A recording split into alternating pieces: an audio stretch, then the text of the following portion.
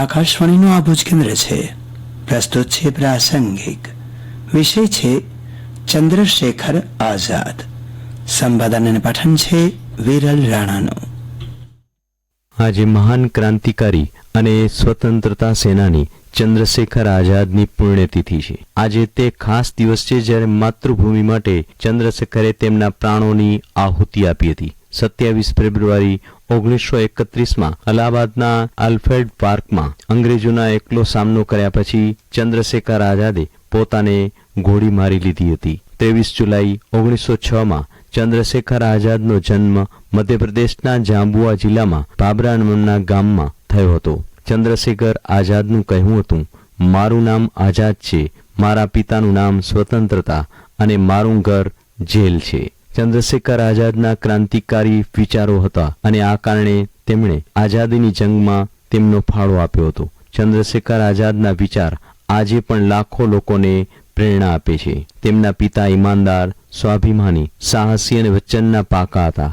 આ ગુણ ચંદ્રશેખરને પોતાના પિતા પાસેથી વારસામાં મળ્યા હતા. ચંદ્રશેખર આઝાદ 14 વર્ષની વયમાં બનારસ ગયા અને ત્યાં એક સંસ્કૃત પાઠશાળામાં અભ્યાસ કર્યો.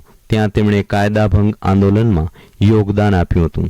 1920-21ના વર્ષમાં તેઓ ગાંધીજીના અસહયોગ આંદોલન સાથે જોડાયા. દેશની આઝાદી માટે બલિદાન આપનાર ક્રાંતિકારી ચંદ્રશેખર આઝાદ જ્યારે પહેલીવાર બ્રિટિશરોની કેદમાં આવ્યા ત્યારે જજે તેમને 15 ચાબુકની સજા ફટકારી હતી. તેમનો સ્વતંત્રતા પ્રત્યેનો જુસ્સો એવો હતો કે અંગ્રેજ અધિકારી તેમની પીઠ પર જેમ જેમ ચાબુક મારતા રહ્યા અને તેઓ વંદે માતરમના નારા લગાવતા ગયા. 1921માં ફક્ત 13 વર્ષની ઉંમરે સંસ્કૃત કોલેજની બહાર વિરોધ પ્રદર્શન કરતી વખતે પોલીસે તેમની ધરપકડ કરી હતી. ત્યારે મેજિસ્ટ્રેટ સમક્ષ તેમણે જવાબ આપ્યો કે મારું નામ આઝાદ, જ્યારે પિતાનું નામ સ્વતંત્રતા અને ઘરનું સરનામું એટલે જેલ. તેનો જવાબ સાંભળ્યા પછી મેજિસ્ટ્રેટે તેમને 15 ફટકોની સજા ફટકાવી હતી. ચંદ્રશેખર આઝાદે દેશભરમાં અનેક ક્રાંતિકારી ગતિવિધિઓમાં ભાગ લીધો અને અનેક અભિયાનોનું પ્લાન, નિર્દેશન અને સંચાલન કર્યું. પંડિત રામપ્રસાદ બિસ્મિલના કાકોરી કાંડની લઈને શહીદ ભગતસિંહના સોડર્શ અને સંસદ અભિયાન સુધીમાં તેમનું યોગદાન ઉલ્લેખનીય રહ્યું. ચંદ્રશેખર આઝાદ તેમની નિર્ભયતા અને નિશ્ચય માટે જાણીતા હતા અને તેમણે બ્રિટિશ સત્તાવાળાઓ સાથે સમાધાન કરવાનો ઇનકાર કર્યો હતો. ચંદ્રશેખર આઝાદ 1925માં કાકોરી ટ્રેન લૂંટ સહિત અનેક ક્રાંતિકારી પ્રવૃત્તિઓમાં સામેલ હતા, જેમાં તેમણે મુખ્ય ભૂમિકા ભજવી હતી.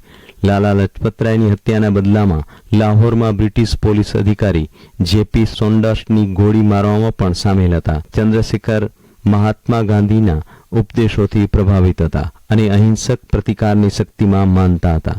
જોકે તેમણે સ્વતંત્રતા હાંસલ કરવા માટે સશસ્ત્ર સંઘર્ષની જરૂરિયાતને પણ ઓળખી અને જ્યારે જરૂર પડે ત્યારે શસ્ત્રો ઉપાડવા તૈયાર હતા. 27 ફેબ્રુઆરી 1931ના રોજ અલ્હાબાદમાં બ્રિટિશ પોલીસ સાથેની બંદૂકની લડાઈમાં 24 વર્ષની નાની ઉંમરે ચંદ્રશેખર આઝાદનું અવસાન થયું. ચંદ્રશેખર આઝાદની બહાદુરી અને બલિદાન ભારત અને સમગ્ર વિશ્વમાં લોકોને પ્રેરણા આપતા રહે છે અને તેમના ભારતના મહાન સ્વતંત્રતા સેનાનીઓમાંના એક તરીકે યાદ કરવામાં આવે છે. ચંદ્રશેખર આઝાદનો વારસો એ ભારતની આઝાદી માટે લડનાર અસંખ્ય વ્યક્તિઓએ આપેલા બલિદાનોની યાદ અપાવે છે. તેમનું જીવન અને કાર્ય હિંમત અને નિશ્ચય બનાવવાની તત્પરતાની મહત્વની યાદ અપાવે છે. ભારતીય સ્વતંત્રતા ચળવળ માટે એક મોટી ખોટ હતી. તેમનો વારસો જીવંત છે, જે ભારતીયોની પેઢીઓને વધુ સારા ભવિષ્ય તરફ કામ કરવા પ્રેરણા આપે છે.